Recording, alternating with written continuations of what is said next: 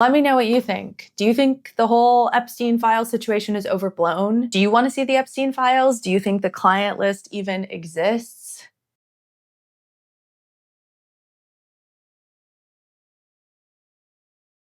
Want to catch up while I'm doing my skincare? Say what's up. Hello, happy summer. I've just been thinking a lot about the Epstein stuff because it's been in the news. I've been talking about it a little bit on TV, and it's a big deal because it's the first time that MAGA Republicans are like, yo, Trump, what the fuck are you doing, dog? You're supposed to be on our side. I thought you said you were going to release the Epstein files. Where are they? Also, they embarrassed themselves and made a big to-do back in February by inviting influencers to DC for phase 1 of releasing the Epstein files, in which they gave them these big white binders, which basically had nothing in it, pissed off all the influencers because they didn't deliver the Epstein files then. They have since been promising a phase 2. Elon Musk is now like, hey guys, where's phase 2? That's after Elon Musk rage tweeted against Trump and was like, the real reason they don't want to release the Epstein files is because Donald Trump is in them.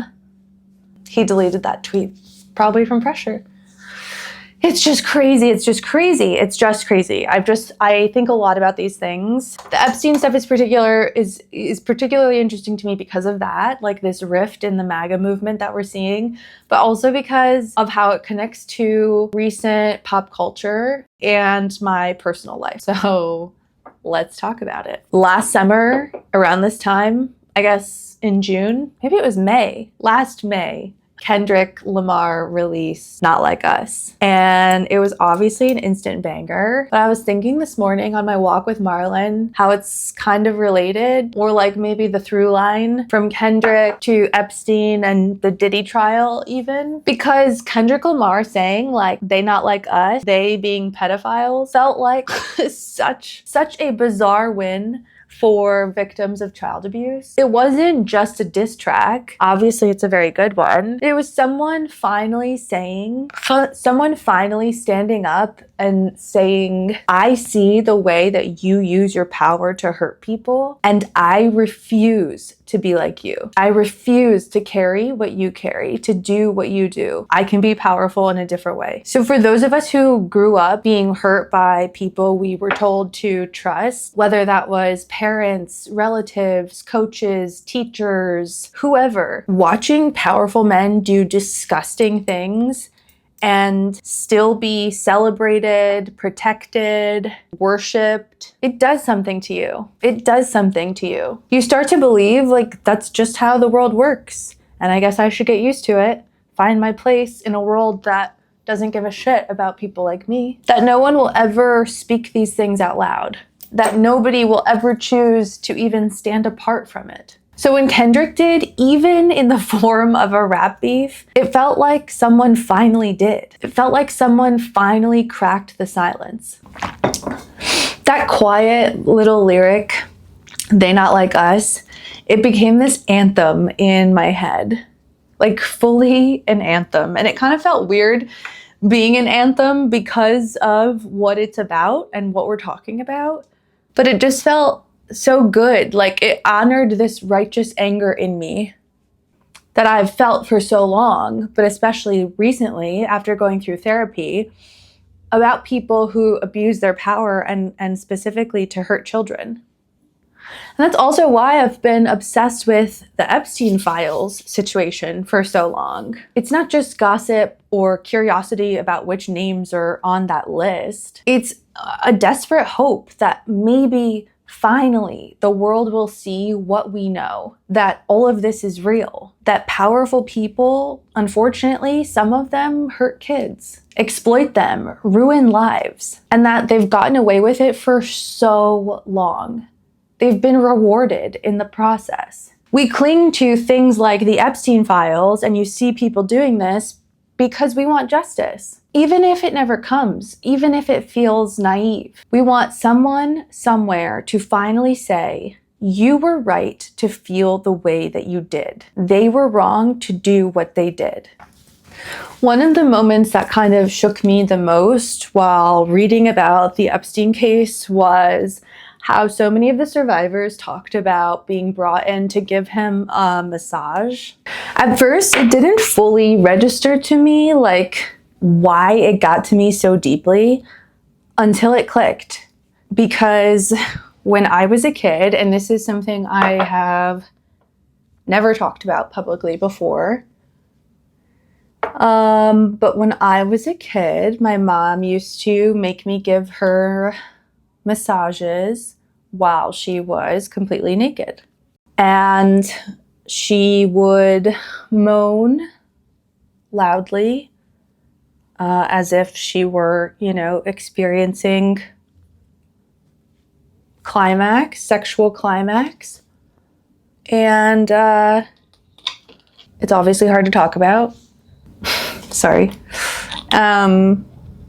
It's one of many things she did and forced me to do as a child that I didn't want to do. But it's crazy that I never really even thought about how weird that was until I started hearing about the Jeffrey Epstein case and hearing what his survivors talked about doing with him. I had never even thought of it as wrong before all of this came up, and I never even really thought about it, to be honest. I repressed it along with a lot of other memories and just sort of filed it away as one of those weird things about my childhood, one of those stories that you never say out loud or never plan to say out loud because it just feels off in a way that you can't really name.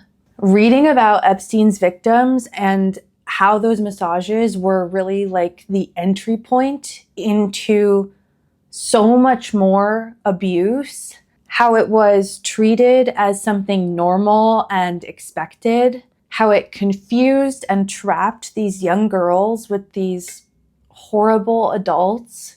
It made me realize, like, no, actually, that's not okay. That's not love. That's not care. That was a boundary being crossed over and over and over again.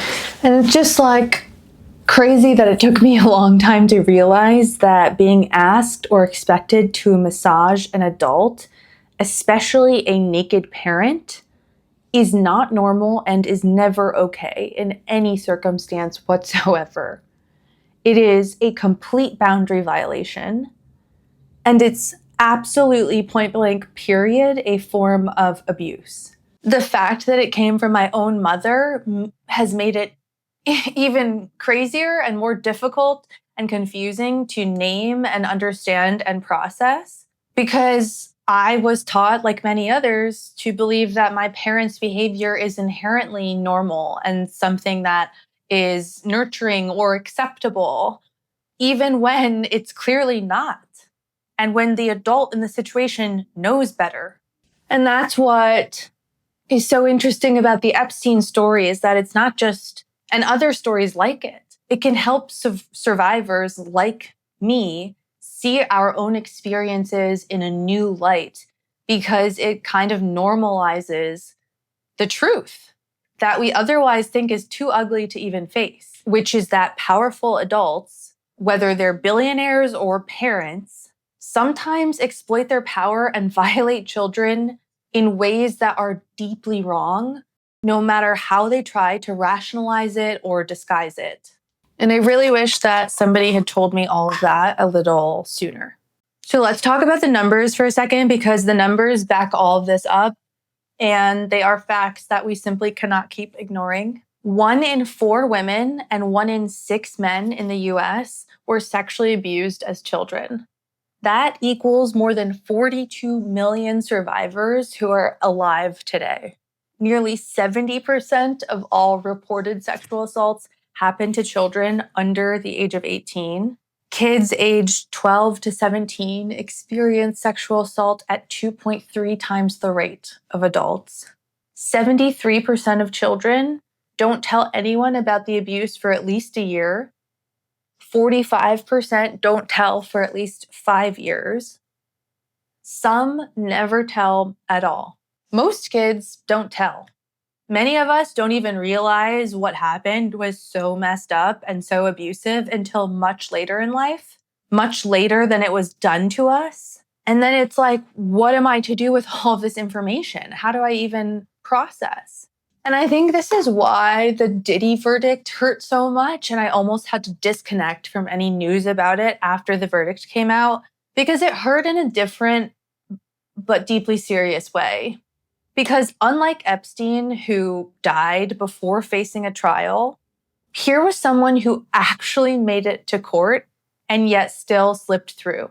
We were told to wait for due process. We were told not to judge too soon. We waited and waited and waited, and then it ended like it seems it always does, with power winning, survivors being completely dismissed and humiliated, with the truth just left dangling in the air, unpolished. It felt like another reminder and another piece of confirmation that the system was not built for us. That even when you get your day in court, it does not mean that justice will follow. And that hurts because for a second, you let yourself believe that maybe it could be different this time. And then it's not. And then there's Trump. His weird response to this whole release of the Epstein files this year has just been bizarre and, to me, incredibly telling. Given the documented history between Epstein and Trump, including photographs of them together at Mar-a-Lago, partying, Trump's own quote in 2002 saying that Epstein likes beautiful women, many of them on the younger side, you'd expect at least some kind of, more thorough comment once his DOJ made public that they are not releasing the client list because it doesn't apparently exist. Instead, we've gotten a bunch of word salad. When asked about it from reporters directly at press gaggles, he just brushes it off by saying, I have nothing to do with this. I don't know anything about that. Pivoted by talking about fake news, asking why people are even bringing it up, calling it a witch hunt, a Democratic hoax, saying people are only talking about it because they want to distract from the so-called successes of the Trump administration. It's just crazy to me because for a man who cannot resist weighing in on even the smallest controversy, his refusal to dive deep into the Epstein allegations and revelations, especially as they've dominated headlines, stands out to me. It feels like he wants us all to just believe that these files actually don't exist. And because Epstein is dead, we should all just move on and forget about it entirely. He wants us to forget that actually he was there with Epstein. Their relationship existed, and it exists in a way that we don't even know the extent of because they're withholding information. And for survivors watching all of this play out, which by the way, there are definitely survivors of child abuse within the MAGA movement, that weird jumbled response feels very clear and very loud. It's an issue that isn't really a gray area type situation.